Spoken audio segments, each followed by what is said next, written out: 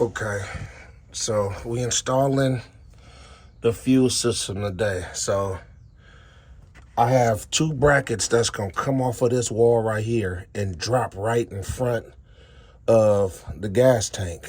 That way that I can run a fuel line to the fuel filter that goes into the pump, and then that goes into the Corvette regulator, and then run it back into the return. I'm not using the old pickup.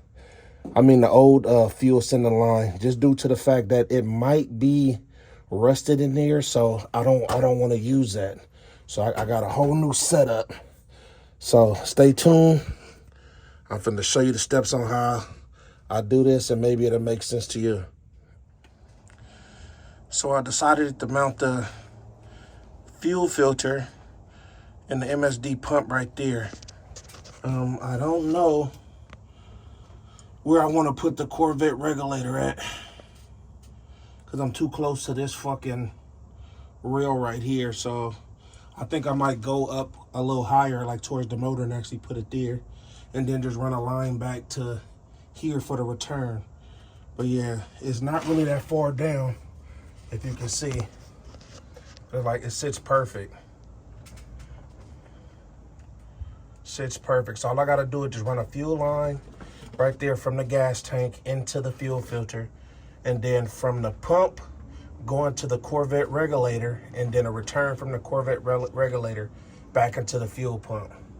But yeah, I like the way it came out as far as the mount.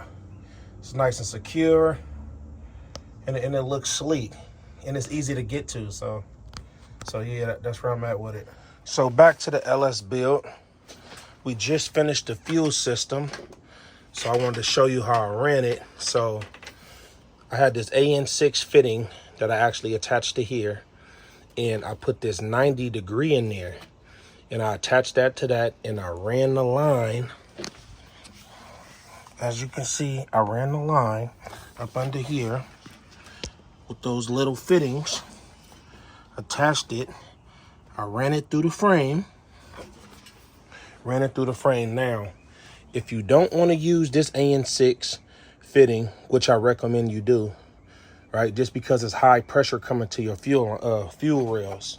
So I had this fitting on there at first, as far as it's a push-on fitting, and I don't know, I was a little skeptical as far as about this fitting, so I'm going with this one. So let me show you how I ran it. So as I ran it through, making sure that I clear the headers and like smooth line, I ran it down to here. Then from there, I ran it through the frame.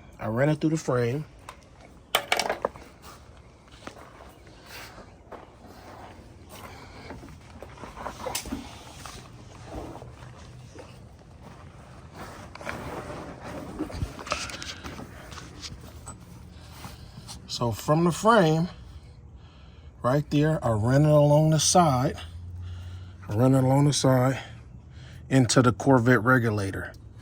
Another AN6 fitting, also with hose clamps. And I ran the in the return, right, from the Corvette regulator. I put a bolt right here as far so it can ground out.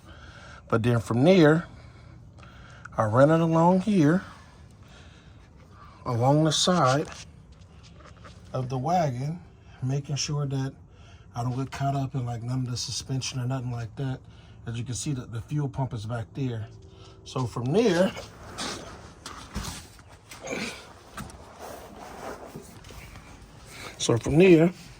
I ran the line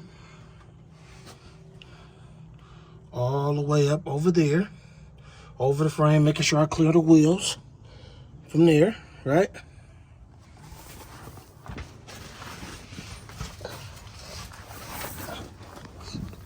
Excuse all the movement. Then from there, I came over the frame, right here. Came over the frame, dropped down, right? So this is the fuel line coming from the fuel pump, right? So from here, and then this one right here is the return, go straight into the gas tank. So all I have to do now